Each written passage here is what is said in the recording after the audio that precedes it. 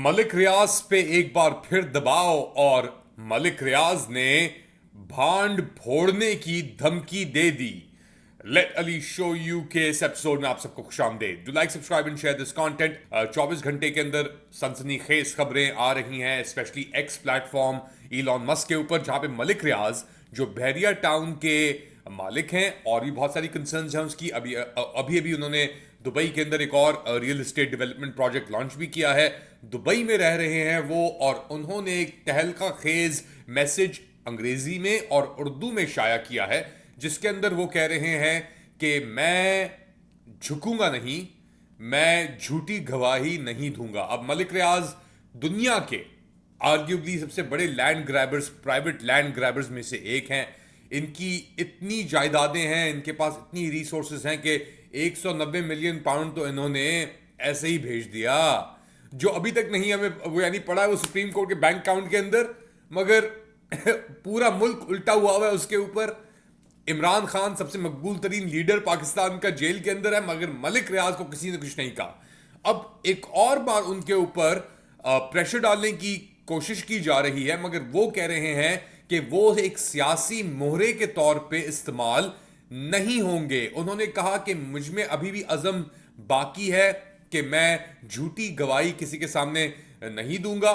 पाकिस्तान के अंदर काम करना इतना आसान नहीं है, मगर ये मेरा फैसला है और आज ये मेरा फैसला है कि जितना भी मुझ पे दबाव डालो, जितना भी मुझ पे तशद्दुद करने के की कोशिश करो, या जितना भी मेरे कारोबार को नुकसान पहुंचाओ, मैं गवाही नहीं दूंगा। क्या बात है मलिक रियाज आपकी, इतने आपके अंदर तप्पड़, वाकई में तप्पड़ तो होंगे। यानी 80 से 90% जितने भी जर्नैल निकलते हैं या निकले हैं पिछले 2-3 दहाइयों में पाकिस्तान के अंदर, वो सब भर्ती हुए मलिक रियाज के बहरिया टाउन के अंदर। मलिक रियाज खुद ही एक कब्जा ग्रुप यानी आर्मी के कब्जा ग्रुप का हिस्सा थे। जब भी आर्मी ने किसी को निकलवाना होता था, कहते थे मलिक नू बुला, उन्नू भेज। तो मलिक नू बुला के उन्नू भेज के अब वो मलिक साहब बैठे हुए हैं दुबई के अंदर, और वहां पे वो तड़ियां लगा रहे हैं जनरल आसिम मुनीर और उनके जर्नैलों को कि कर लो जो करना है, देखते हैं क्या कर सकते हो। अब दुबई में बंदा बैठा हुआ है और उसके खिलाफ ये कार्रवाइयां हो रही हैं पाकिस्तान से, तो उसका इमेजिन करें क्या कांटेक्ट, क्या ताल्लुक होगा दुबई के अंदर। क्योंकि दुबई वाले तो पाकिस्तानी जर्नैलों को ऐसे ही भेज देना, यार ये छोटे मोटे टुच्चे जो इनको उठा लो, मगर मलिक रियाज से टुच्चा नहीं है, ये तो इनके हलक में आगे फंस गया या फंस जाएगा। अब इतनी डेस्परेशन क्यों है? तोशेखाना केसेस हो गए, अलकादिर ट्रस्ट हो गया, सबके वर्डिक्ट्स आ गए, झूठे हों, बेबुनियादी वर्डिक्ट्स हों, जो भी हो, मगर आ गए।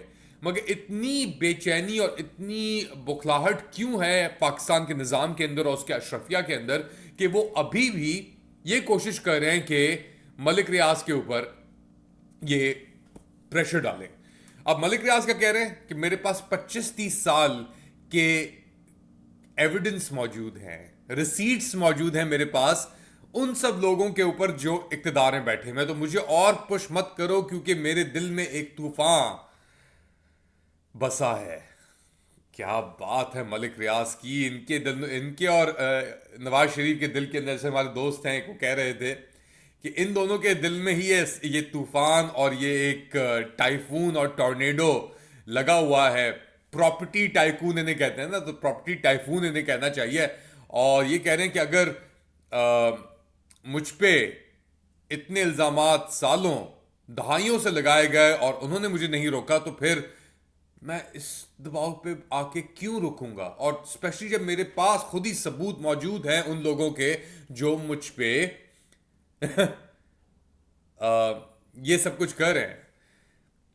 अब तो वो तारीफ भी कर रहे हैं क्योंकि दुबई के जो मोहम्मद बिन राशिद अल मखदूम साहब हैं उनकी भी उन्होंने तारीफ की, और बेसिकली उन्होंने कहा कि जी जो मुझे यहाँ पे सहूलतें मिल रही हैं मेरे ग्लोबल विजन पाकिस्तान को ब्रांड बनाने की, वो अब कौन रोक सकता है। अब नैब ने जो प्रेस रिलीज की थी, वो मलिक रियाज कह रहे हैं कि जी ये अटेम्प्ट था मुझे ब्लैकमेल करने का, और मैं ब्लैकमेल किसी के बाप से नहीं हूंगा, चाहे वो आसिम मुनीर का ही बाप क्यों ना हो। क्या करना चाह रहे हैं ये लोग समझ नहीं आती वैसे बात, यानी इट्स सो पथेटिक कि किस तरीके से ये निज़ाम को चला रहे हैं, कुछ नहीं पता। अच्छा, एक तरफ तो ये हो रहा है, दूसरी तरफ जो कानूनी कार्रवाइयां हैं वो भी चल रही हैं। इसके साथ साथ एक तशद्दुद भी जारी है। जो नेगोशिएटिंग कमेटी थी जो हुकूमत से मुज़ाकरात कर रही थी, उसके एक अहम मेंबर साहबजादा हामिद रजा को अबडक्ट करने की कोशिश की गई, अकॉर्डिंग टू उमर अयूब खान साहब, लाहौर पंजाब के अंदर, बाय पंजाब पुलिस। अब वो बच गए, नहीं हुए अबडक्ट, मगर ये बहुत ही खतरनाक सिचुएशन है, क्योंकि एक तरफ तो आप बात कर रहे हैं कि हम नेगोशिएट करेंगे, और दूसरी तरफ आप सुन्नी इत्तेहाद के ये रिप्रेजेंटेटिव हैं, एमएनए हैं, और इनको कह रहे हैं कि जी हम आपको पकड़ लेंगे। अब इन्होंने, हामिद रजा साहब ने एक प्रेस कॉन्फ्रेंस भी दी है फैसलाबाद के अंदर। तो पहले सुनते हैं ये क्या कह रहे हैं, फिर बात को आगे बढ़ाते हैं। उसने इय्याका नाबुदु व इय्याका नस्ताईन की बात की। उस शख्स ने अगर पाकिस्तान के नौजवानों को सीरतुन नबी सल्लल्लाहु अलैहि वसल्लम पढ़ाने के लिए को काविश की, तसव्वुफ पढ़ाने के लिए को काविश की, रूहानियत पढ़ाने के लिए को काविश की, स्पिरिचुअलिज्म का एक्चुअल कॉन्सेप्ट समझाने की अगर को काविश की, तो आपको तकलीफ पहुंच गई। तो ये थे हामिद रजा, और ये बता रहे थे क्या हो रहा है ये इन सब बातों के साथ, और इनके ऊपर क्यों तशद्दुद डाला जा रहा है। उमर अयूब ने इनकी अबडक्शन या अटेम्प्टेड अबडक्शन के ऊपर एक पोस्ट भी की थी एक्स प्लेटफॉर्म के ऊपर।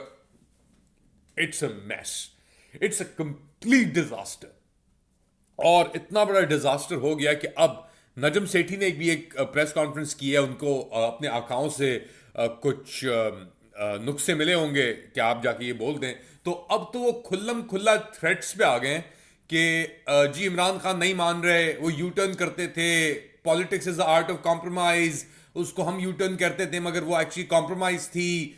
तो अब उनकी हालत जो है आपके निज़ाम की, वो बिल्कुल टाइटनिंग हो चुकी है स्क्रूज की। तो सुने पहले नजम सेठी का कहते हैं, फिर बात को आगे इख्तिताम की तरफ लेके जाते हैं। मगर अब सिचुएशन ऐसी हो गई है कि लगता है CI is not ready to compromise, और लगता ऐसे है कि अब दोनों साइड्स जो हैं they don't trust each other. This is a very dangerous situation. तो ये थे पाकिस्तान के एक चीफ प्रोपेगेंडिस्ट में से एक सहाफी नजम सेठी साहब, और ये कह रहे थे कि अब एक्सट्रीम पे बातें चली जाएंगी, अब तो यानी एलिमिनेशन पे बातें चली जाएंगी। तो ये धमकियां तो पहले से आ रही है, मगर इनकी शक्ल देख के लग रहा है कि ये धमकियां अब एक बहुत ही सीरियसनेस अडॉप्ट कर रही हैं। कहां इख्तिताम होगा, कहां अंजाम होगा, ये अल्लाह ही बेहतर जानता है, क्योंकि ये इन लोगों के हाथ के अंदर इतनी कैपेबिलिटी नहीं है। पाकिस्तान तहरीक इंसाफ बिल्कुल रद्द हो चुका है। लोगों के अंदर जो फ्रस्ट्रेशन है वो उरूज पे है। माशी सूरत हाल आपके सामने है। Political, social, economic complete meltdown की तरफ ये स्टेट जा चुका है। जुडिशरी यहां पे खत्म हो चुकी है। यहां पे एक आदमी का निज़ाम चल रहा है बज़ाहिर तौर पे, उसका नाम है जनरल आसिम मुनीर, मगर क्योंकि वो खुद इतना इनकेपेबल आदमी है और कंट्रोल नहीं कर सकता सिचुएशन को, तो एक कंप्लीट एनार्की है। और एनार्की के बाद आता है वायलेंस, जो अब लग रहा है पाकिस्तान के अंदर बहुत शिद्दत से आने वाला है। I hope I am wrong, मेरे मुंह के अंदर खाक हो ऐसी बात करके, मगर जो आंखें और जहन बता रहा है वो यही है। आप क्या समझते हैं? बताएं मुझे कमेंट सेक्शन के अंदर। To like, subscribe and share this content. Pakistan जिंदाबाद। अल्लाह हाफिज।